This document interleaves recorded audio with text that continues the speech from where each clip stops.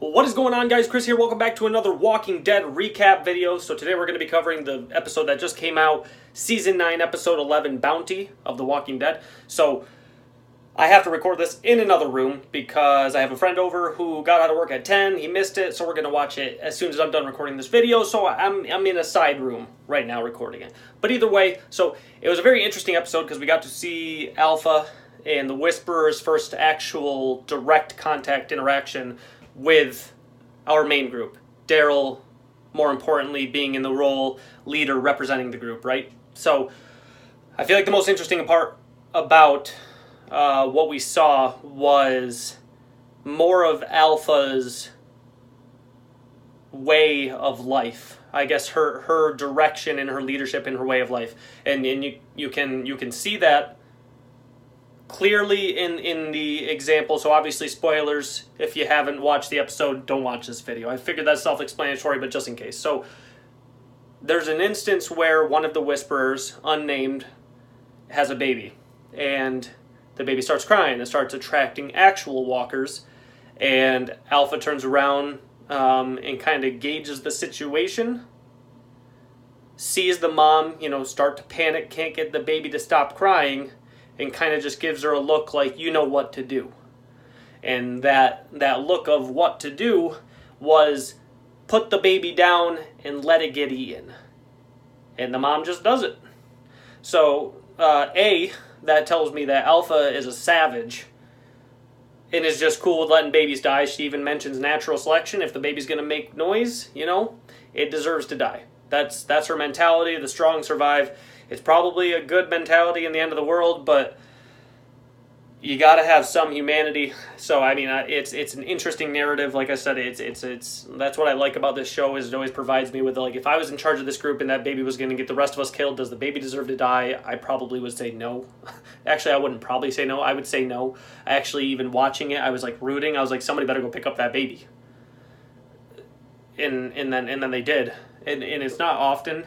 It's been a while since I've rooted for stuff in The Walking Dead. I generally just like to watch it, but I was actually rooting for that scenario. Yes, go get that baby, please. Somebody go get it. I was actually curious more to see if The Walking Dead was going to cross that boundary, the Game of Thrones boundary where kids do die, kids are killed, and I was like, I don't know. So I was skeptical to see if AMC would do that anyway, but they didn't. So, spoiler alert, the baby is saved, okay? So it's brought back to Alexandria. She's also reasonable. Alpha is also kind of reasonable because at the same time, she offers the trade to Daryl. Everything she said is pretty reasonable. You came into our territory, and, we're not going to attack you guys. You guys killed some of our people. We're not going to kill you guys. We just want, her daughter back, Lydia. And we'll trade you two people for her. So it was a reasonable deal. Daryl... This was also an interesting interaction once they actually found Lydia, who was off with Henry, who have a little something going on. Once they found them and they start to do the trade, I was actually curious.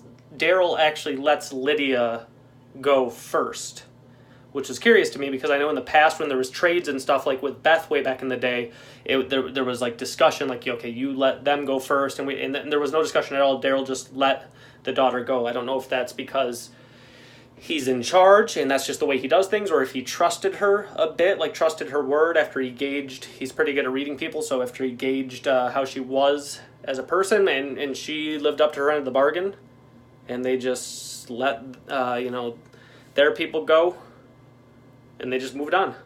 So it's a very interesting first interaction. It's hard to see them as enemies, even though I know they're going to be. It's hard to see them as enemies because they lived up to their word. They said there's no reason for conflict. It's almost just there's two opposing points of view meeting in an area where it decides that there's conflict. So it'll be interesting to see where the narrative goes on them actually being villains, or if they actually portray them as villains, or just, at the wrong place, wrong time. So we'll see. They're not seeking them out to hurt them yet. So we'll see. At the end there, Henry leaves to go find Lydia, and then Daryl obviously has to go leave to find Henry. So that's where we're setting up for the next episode, where there's going to be obviously more conflict with Henry going back for Lydia. You see in the pre-intro or the teaser for next week that Lydia starts saying, like, no, I just pretended to be with them. I don't think that's actually true. I think while she was there for about 40 to 50, like 40% of the time she was there, she was like, nah, this ain't for me. Nope. I have this way of life. She was going to pick up the hammer in the last episode. She was going to hit Henry, get away, and she changed her mind. She saw a different way of life, and I think she kind of started to accept it. So I think she's actually lying when she's saying that to protect herself from her mother. But yeah, it's just very interesting. If you guys had any other comments or thoughts on the episode, there's the charter or amendments or constitution or agreement or whatever you want to call it between Hilltop, Oceanside, all the above, right? There's the agreement, like there's like the list of rules, commandments, whatever you want to call them, that they're going to try and sign between all of their areas that I know they've been talking about before. So that was a big point. And then also I wanted to touch on getting the projector bulb to be able to bring film back to the kingdom, right?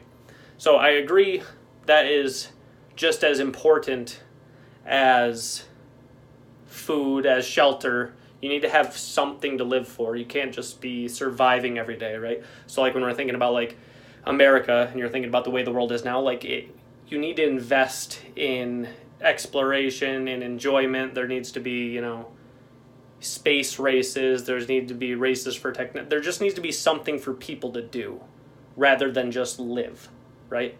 You can't just live. You have to have a purpose. There has to be more. There has to be things to strive for. So I agree, even though a projector bulb seems odd to put people's life in danger, especially Jerry. Jerry was coming on The Talking Dead after. I thought they were going to kill Jerry. I was going to be very upset. Jerry is like my favorite character who's not a real main character.